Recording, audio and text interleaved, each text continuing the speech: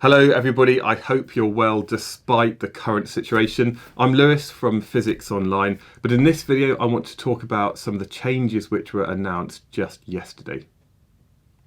So I'm filming this video on the 31st of December, so this is not only the last day of the year, but this is the information as I know it today. Now obviously I will make more videos as I kind of find out more about actually what's going on, but at the moment nobody really knows. So basically, I've got this press release here from the Department for Education. So this is really about secondary schools in England. And the main news is that there's going to be a further delay for you coming back to school by another week. And this is just due to the rapid increase in COVID cases recently. You know, you've heard about that in the news. But schools have not shut. In actual fact, in the thing here, it does say, secondary schools and further education colleges should allow vulnerable children, children of critical workers and exam students to attend. So your schools are going to be open, not necessarily though for all students, but your teachers are going to be there on the 4th of January. They're going to be receiving these mass testing kits. They're going to be trained up in that first week, and there's going to be certain students in school having some form of education. It does say, however, that for a lot of you, it says high quality remote education should be provided for all other pupils.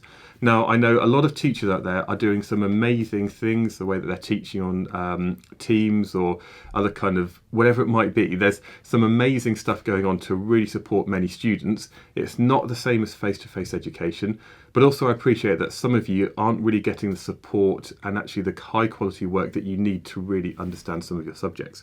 Hopefully that's where some of my videos can help. But it does say that remote education is going to be continuing for a lot of you.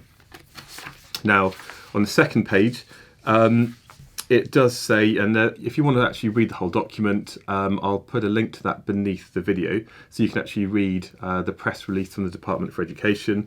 But it basically, the reason that schools, there's a delayed start for you students going back into school is that it allows more time for the rollout of its rapid testing programme. And I suppose the thing is that ultimately this is going to really help you in the run up to the summer. Okay, now there will be some form of mock exams at some point. There will be some form of tests. And ultimately you need to be in school to actually learn the material and revise it properly. And I think that when there's more testing, that's going to allow, if there is a case, it doesn't mean the whole group has to go home for 2 weeks. It might be that the school can identify who's got COVID but doesn't have any symptoms. There's a way to easily test people who've been in close contact with that person. And that means if there is a case in your school, the whole year group doesn't have to go home for 2 weeks at a time, which is massively disruptive. So this announcement about whole school testing, it was given on pretty much the last day of term. And I think by staggering the return of schools, it allows your teachers a bit more time to start to get trained up on what's happening. Now, it also says in this press release that there's going to be face-to-face education for exam year groups from the 11th of January. So this is basically delayed by 1 week. I had a great question from Canthel asking, is year 12 an exam year group too? And the reason for that is that lots of you in year 12 might have real AS level exams coming up this summer in England. Now, as far as the guidance says, basically it's year 11 and year 13 who are going back first, but year 12 are going to be going back the week after on about the 18th of January. So even though you might have real exams in year 12, you're not an exam year group at this time. Okay. The other thing here is it says that the current plans for rapid testing in secondary schools and colleges remain in place, with 2 rapid tests available to all secondary and college students and staff at the start of term to identify asymptomatic cases. So I think this is great if it actually works, is that everybody, maybe the whole year group, go into the school hall. You all get to administer your own test, supervised by the staff who've been trained up in the first week of term. And that means it can identify people who might be carrying COVID but actually don't display any symptoms. So I think that's a massive change. And I think that's going to really help keep all of the year group together in school, knowing that they don't have COVID at that time. It says here that there's school, basically the kits are going to be arriving in schools from the 4th of January. Something here that I think nobody knows about what's actually happening, including many of my friends in the military. They're still a bit unsure about what support they're going to be providing, is that there's going to be military personnel in place to help with the logistics. Now, I don't think that means there's necessarily going to be soldiers going into your school, putting things up your nose to test for COVID, but it might be that these military staff are going to be training up your teachers and are definitely the kind of senior leadership about how to implement a training thing like this. But at the moment, I don't think they all know exactly what they're going to be doing either. And basically, that's it. It's pretty vague in terms of the details, okay? But effectively, school's going to be open, there's going to be a lot more mass testing, and you're going to have an extra week of Christmas holidays where you can have lions and do a bit of remote learning.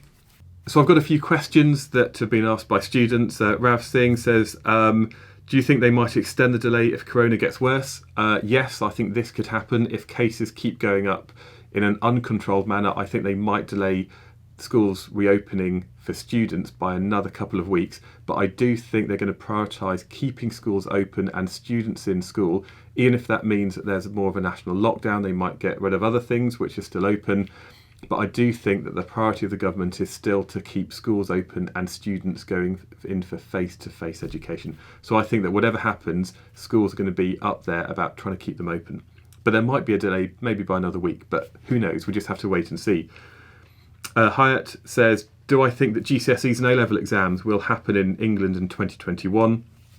What percentage do you think that this might happen? I would say 95%. I'm sure that exams are going to go ahead in England in 2021. Now, they will be delayed by a few weeks, and there will be more guidance given out at the end of January about which topics might come up in the exam papers. But I definitely think that exams are going to go ahead in England. Okay. Worst comes to the worst, though, exams are cancelled. You'll still be doing internal exams, and I think that means it's still important for you to know the course, to practice past papers, and to have a good understanding of the physics and all of your other subjects. Because even if the exams were cancelled, you'll still be given tests in school that allow your teachers to give you their centre assessed grades. So you've still got to do the same amount of work. There will be assessments throughout the year. But I'd say at the moment, plan on the exams in England going ahead. George says, can this affect international A-level students, and I suspect also international GCSEs? I don't think that this news about the staggered return to schools in England will affect that. I think every region of the world has their own restrictions in place, but I don't think that this news is going to affect IGCSEs or international A-levels. They've already put the date back, and you can find all of that information if you go to the exam board website for your international A-level or GCSE. You can find the term dates, and again, they're the ones who are updating that with the latest information that they know. But I think at the moment, again, they don't always know exactly what's going on. Sarfraz Hussain says, what does this mean for my mocks and GCSEs? I think if you've got mock exams coming up in January, they're just going to be delayed by a week, which actually does work to your advantage because you've basically got another week of study leave where you're at home, you can manage your time in your own way. And, treat this as an opportunity where you don't have the normal distractions of being in school. You can sit down, you can use the videos that I've got on my website, you can use your own textbooks, you can use other YouTube channels to help you revise for your mock exams as much as possible. And I suspect they'll just be delayed by 1 or 2 weeks if they're coming up soon. And finally, the last question, because a lot of them are kind of quite similar. And the last question, I guess, is from Ali Ahmed, who's saying, what will this mean for the 2022 GCSEs and exams? I suspect that with the vaccinations being rolled out, I think the impact on the 2022 GCSEs won't be anything like it is going to be this year. I think the next year is going to be quite tough, especially in the short term, but ultimately things are going to get back to normal, I think, for the 2022 GCSEs. Now, I know you've missed lots of learning time in school, but I think that, people will step up to it. I think there's going to be more online learning provision. I think there's going to be a lot more testing, so schools are going to stay open for longer. And like I said, with the vaccinations, it's going to have less of an impact than it has done over the last year in 2020. So, basically nothing really to add, apart from the fact that use this time over the next couple of weeks. Yes, it's going to be rubbish not going into school and seeing your friends, but use the time as productively as you can. Treat it as an extra bit of study leave, because at some point, you're going to go back into school, you're going to have mock exams, you're going to have class tests, and you can use this time to get on top of your notes, to get on top of the work that you maybe didn't catch up with over the Christmas holiday so far. And that means when you get back into school and things start to return to normal, you're going to be really prepared for anything that's happening.